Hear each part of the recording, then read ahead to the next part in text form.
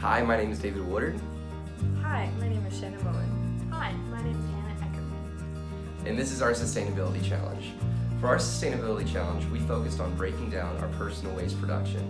We did this by measuring the weight of our trash every week during our 2-week baseline, and during our 2-week challenge period, we didn't change our consumption, but we separated out what could be recycled from our trash, and we measured what trash was left behind.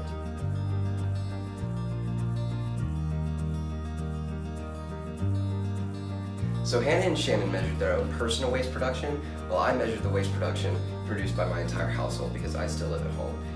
We did this by measuring all of our trash and compiling it into these numbers, the before column representing our 2-week baseline period, the after column representing our trash produced during our 2-week challenge period, and the difference representing how much of that initial trash was recyclable.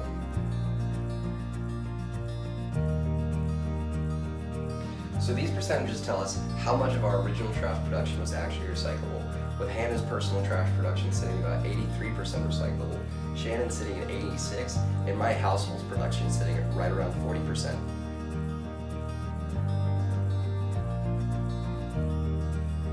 In the United States, the average person produces 4.5 pounds of trash daily, and only 1.2 pounds of that gets recycled.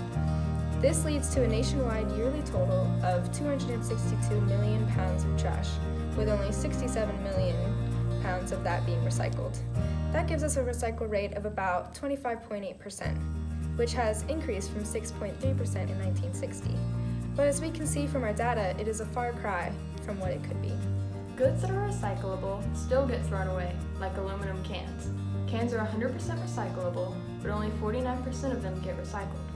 Metals like aluminum and steel account for 12% of all recycled goods, but could account for over 20% if it were all recovered. 67% of those recycled goods are paper, while glass and plastic make up about 5%.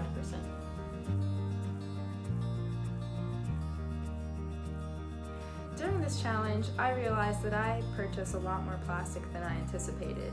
A lot of the fruits, vegetables, meats, and dairy products that we consume come in plastic.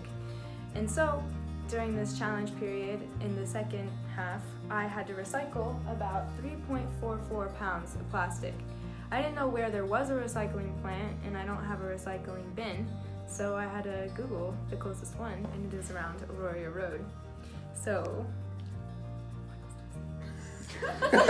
The most difficult part of completing this challenge was getting my roommate to complete the challenge with me.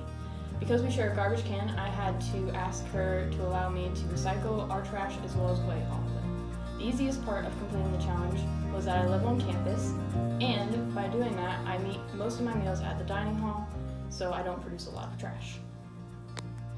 So the most difficult part for me for this challenge was trying to convince my entire family to do it with me.